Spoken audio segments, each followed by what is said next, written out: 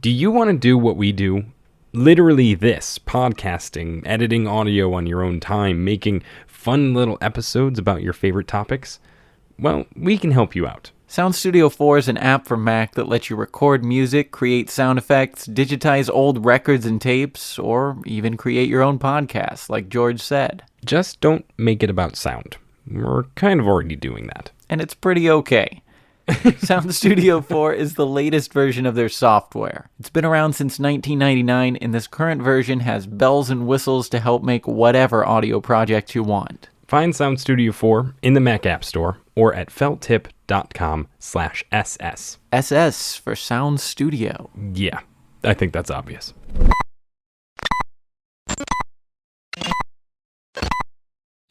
Ignition sequence start. 5. Everything. 3. Everything. Sounds. Sounds. This is Everything Sounds. I'm George Drake Jr. And I'm Craig Shank. This is Everything Sounds.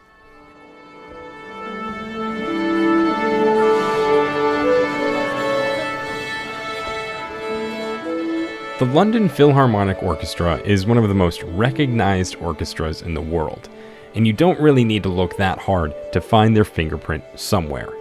Aside from their work in London, they were the principal musicians behind the scores for Philadelphia, Lawrence of Arabia, and the Lord of the Rings film series. The LPO has also appeared on a number of albums from musicians like Chick Corea and Oasis. And not only that, during the opening ceremonies for the 2012 Olympic and Paralympic Games, they recorded every single national anthem that played as each country walked out. That's right, all 205 of them. One thing that they've had a lot of fun with recently is taking notable songs from the recent past and covering them for people to enjoy, in a not-so-digital way.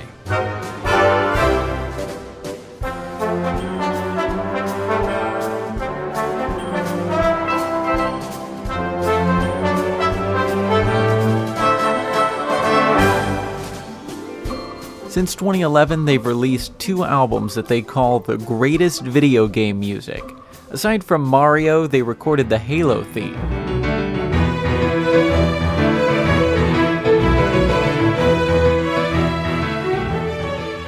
And something that pretty much everyone will recognize if they had a Game Boy or any system after that.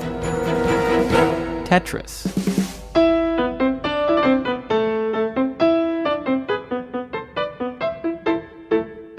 My personal favorite sounds like it could be a part of the Pirates of the Caribbean soundtrack.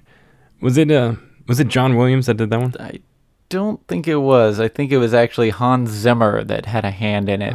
I was so sure it was John Williams. That's because it usually is John Williams. Anyway, it's not from Pirates. It's actually the theme to Zelda.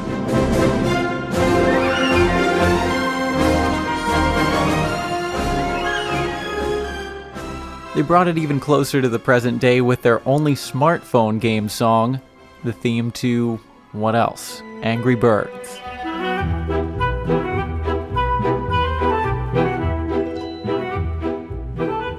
It's fairly obvious that in the past, the music of video games and their sound effects are often made to be recognizable and unmistakably from that specific game.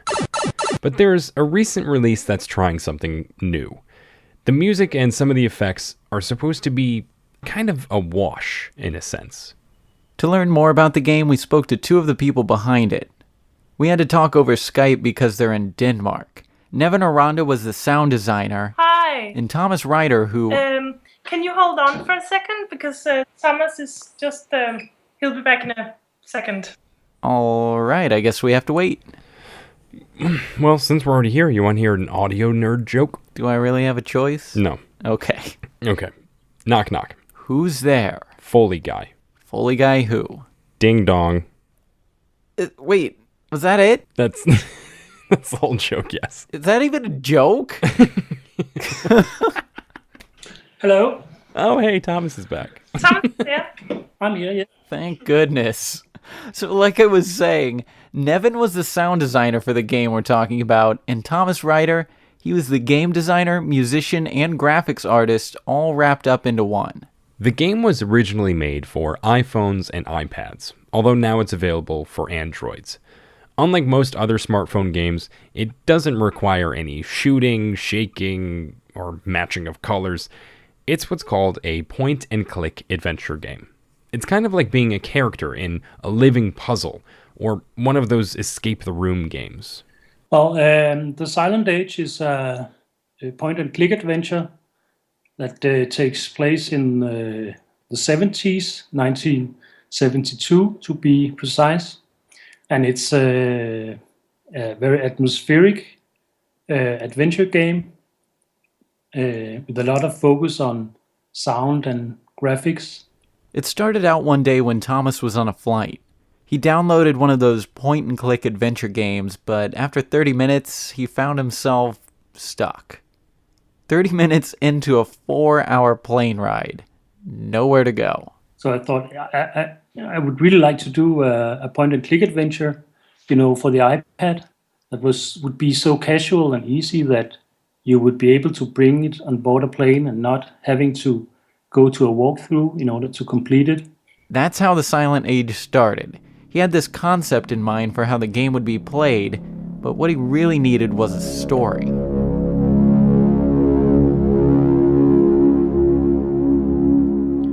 As Thomas said, it's initially set in 1972, and it doesn't follow the story of a hero or anything. The protagonist is just your average guy, with a red jumpsuit and a mustache. And it's about Joe, a janitor in a huge governmental office building. One day at work, he's told by his boss to go to the building's basement. But this is all surrounding very mysterious circumstances. He's taken over the job from his colleague who has mysteriously disappeared. He's in the basement after following clues and solving small puzzles to get to a specific room, and he finds a dying old man. Who hands him a time machine. Kind of looks like a flying saucer with a green button on top. And asks him to meet him in the future. So Joe's armed with this time machine, and he encounters different areas and buildings that he needs to escape from, and all of this is while going back and forth between time. And it's while he's going back and forth that he realizes something strange has happened to the world. As he enters the future, he finds out that all mankind has vanished, and he tries to find out how that happened. And that's where the story picks up. Joe the janitor and his time machine trying to save the world. It sounds simple enough, but there's more to it. For instance, we've described how it unfolds, but it comes to you in 2 parts. So far, only the Silent Age Episode 1 has been released. The second episode, it's not even finished yet. They didn't initially plan to go with this episodic structure. Thomas and his team spent almost 2 years in production and started to stress out about it. They hadn't released a game like this before, and they didn't know what the public's response would be. They had to ask themselves, would all of this work and money they were putting into the project actually be worth it? So we kind of thought, how about just releasing half of the game and then see what are the reactions to the game, and maybe we can get some investors on board or something like that, or get some funding for the game. And also, when you haven't released anything, you don't know, is it worth continuing?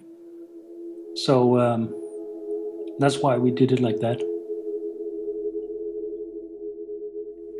Craig, I want to go back for a minute and talk about what we think is probably the coolest concept to the game: the instant time travel. Yes. Time travel is most often known like it is in Back to the Future. The DeLorean gets up to 88 miles an hour, and then they zoom right through time. Right, but it's not like that.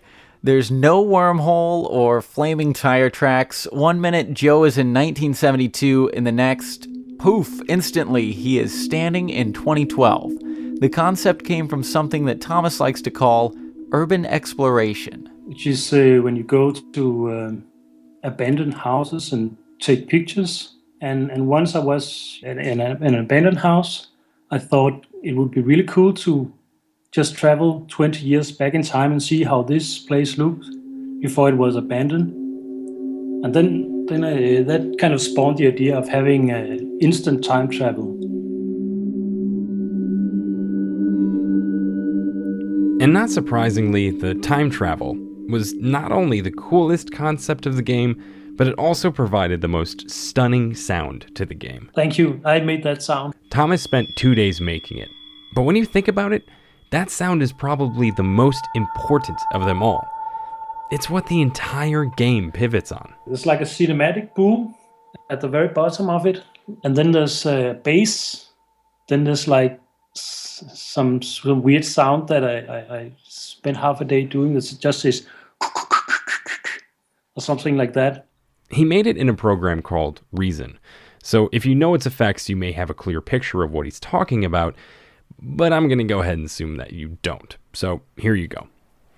Joe is standing in a courtyard next to a motorcycle. It's raining in 1972. Then he jumps ahead to 2012. Without clearly knowing what instant time travel would sound like really opens a lot of doors for your own interpretation, but based upon my own assumptions, I think Thomas pretty much hit it right on the head. That time travel sound is really the only one that could be manipulated in any kind of substantial way. For instance, when taking the environments of the game into consideration, they can't stray too far away from the way that things already sound in reality. An office building, a basement, the outdoors, even the decades don't really allow for much wiggle room. 1972 and 2012 have already happened. We know the sounds of those years. Unlike times in the future or distant past, they can't really tread too far away from the literal sounds of those times. That's where Nevin came in. Yes, actually, I recorded a lot of the sounds at the place where we had the office. Their building was built in the 70s, so it was perfect.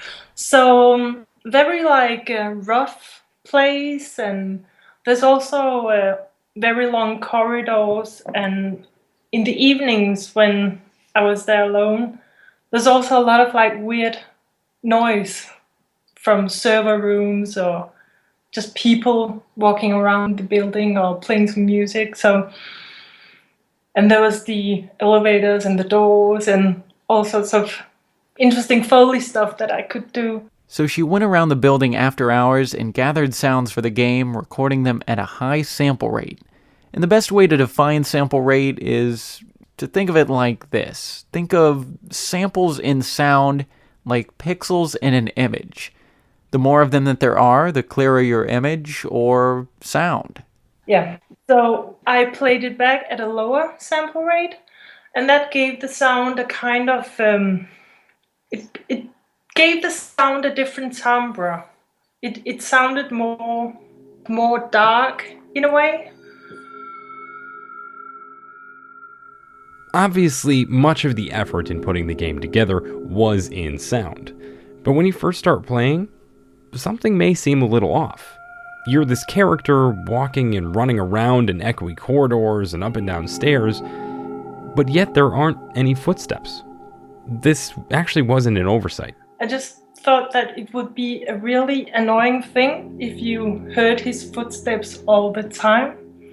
That was one thing, and another thing was also that it wouldn't add anything to the gameplay experience, because the most important thing in the game is that you kind of identify yourself with this lonely world that Joe lives in.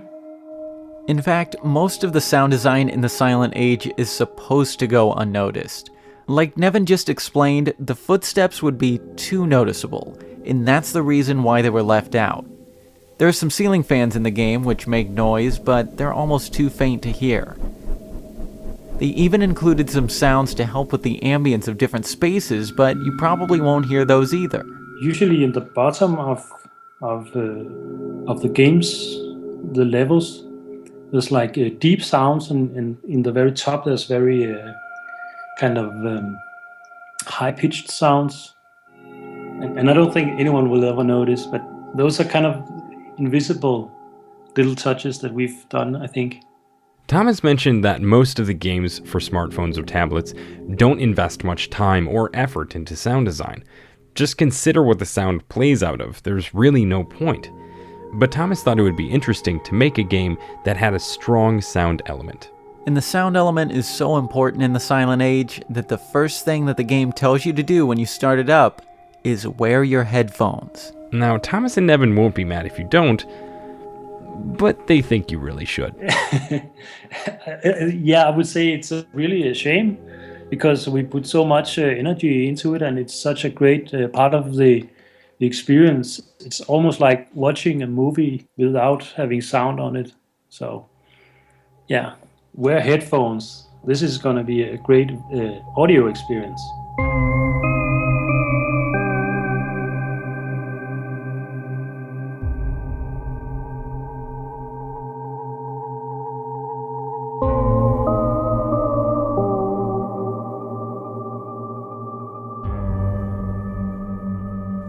You can find out more about the Silent Age and its production company House on Fire, as well as see an Episode 1 trailer and the first gameplay stills from Episode 2 at our website, everythingsounds.org.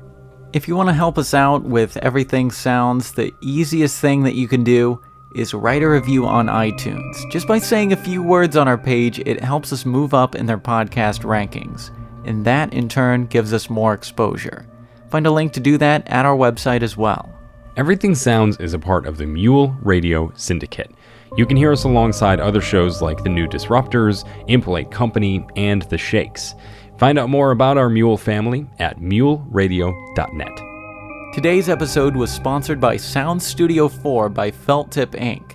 Sound Studio 4 for the Mac lets you record audio, create podcasts, digitize tapes and records, and create sound effects for your own projects. Information on all of the features is at felttip.com/ss or in the Mac App Store. Again, that's Sound Studio 4 for Mac. All of the music used in today's show are part of the Silent Age game, and actually the last two songs haven't ever been heard by the public before. They're a preview of the new music from Episode 2. There's not a release date scheduled for Episode 2 yet, but not surprisingly, that's a part of their plan. We're not going to say anything about any deadlines. We want the game to be released when it's awesome and when it's really great. And if we set our minds on a deadline and people start expecting the game to be released, then maybe later we will have to make the game a worse quality in order to make that deadline. And we're not interested in that. At the end of our conversation, Nevin told us that she will no longer be part of House on Fire, and she won't be working on Episode 2 of The Silent Age. She said that she'll be working on other projects, and Craig and I wish her all of the best of luck with those projects in the future. Until next time, thanks for listening to Everything Sounds. I'm Craig Shank. And I'm George Drake Jr.